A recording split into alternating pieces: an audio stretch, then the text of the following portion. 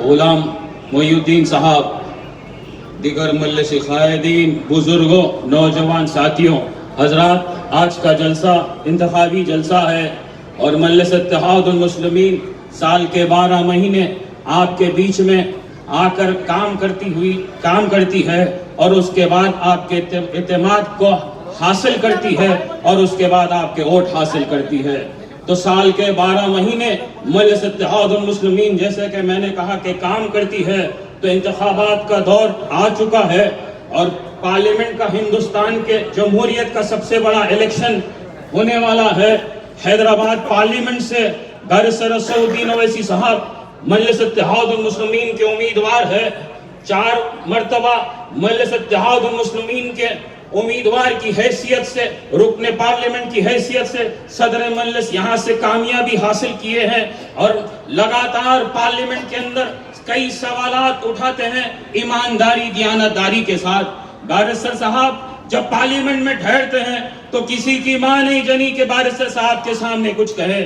آپ حال ہی میں دیکھیں NRC کا بل جب ٹیبل ہوا، جب حکومت نریندر مودی کی حکومت جب NRC کی جب رپورٹ لائی، پارلیمنٹ کے اندر پیش کی، تو ایک واحد شخصیت بیرسٹر اسد الدین اویسی صاحب تھے جو پارلیمنٹ کے اندر NRC کی رپورٹ کو پھاڑ کر پھینک دیا۔ بتاؤ یہ کیا مجلس اتحاد المسلمین کا کارنامہ ہے یا نہیں ہے؟ سارے ہندوستان کے اندر کئی مسلمان رکن پارلیمنٹ ہے، لیکن کسی کے پاس کوئی جرت نہیں ہے کہ ایسے پارلیمنٹ کے اندر آواز اٹھائیں یا پارلیمنٹ کے اندر کئی یا دستاویز کو پھاڑ کر پھینکیں یا سوالات کریں، حکومت کے گریبان کو پکڑ کر ان کو جھجھوڑ کر یہ سوالات یہ ان کو راضی کریں کہ مجلس اتحاد المسلمین وہ سوالات آپ کے لیے اٹھاتی ہے۔ آج مجلس اتحاد المسلمین تنہا ہے۔ مجلس اتحاد المسلمین حیدرآباد کے اندر مجلس کے پاس نہ پولیس ہے، نہ پیسہ ہے، نہ کوئی طاقت ہے۔ مجلس اتحاد المسلمین کے پاس حیدرآباد پارلیمنٹ کے اندر ہے تو لا الہ الا اللہ محمد رسول اللہ پڑھنے والوں کی جماعت کا نام ہے۔ اور مجلس اتحاد المسلمین کا جیسے کہ حیدرآباد پارلیمنٹ کے اندر BJP سے ہے، بھارتیہ جنتا پارٹی، وشو ہندو پریشد، بجرنگ دل، کئی مسلمان دشمن طاقتوں سے ہے، تو دوسری طرف مجلس اتحاد المسلمین کا مقابلہ کانگریس سے ہے۔ یہ سارے کے سارے ایک سکے کے 2 پہلو ہیں۔ مجلس اتحاد المسلمین ایمانداری، دیانتداری کے ساتھ قوم ملت کی کامیابی کے لیے کام کرتی ہوئی آ رہی تھی اور مرحوم صدر سلطان صلاح الدین اویسی صاحب کی دور اندیشی کا نتیجہ ہے کہ مجلس اتحاد المسلمین اتنی طاقتور جماعت آج بن کر ابھری سارے ہندوستان کے اندر۔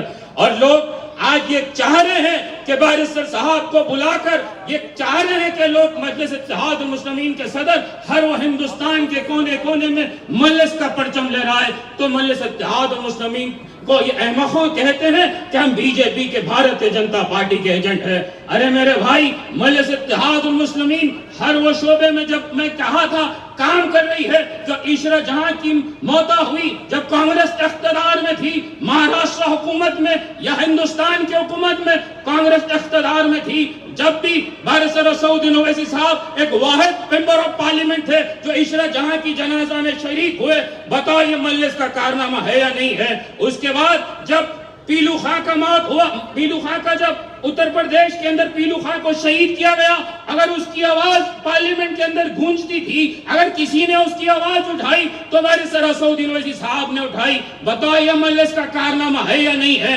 آج مجلس اتحاد المسلمین ایک طاقتور جماعت بن کر ابھر رہی ہے، سال کے 12 مہینے آپ کی خدمت کرتی ہوئی آ رہی ہے۔ بتاؤ میرے بھائی کہ دارالسلام جو مجلس کا ہیڈ کوارٹرز ہے، جب دارالسلام نہیں تھا، میرے مرحوم صدر جب دارالسلام کو حاصل کیا تو دارالسلام میں کوئی ملیہ نہیں تھے، کوئی کالجز نہیں تھے۔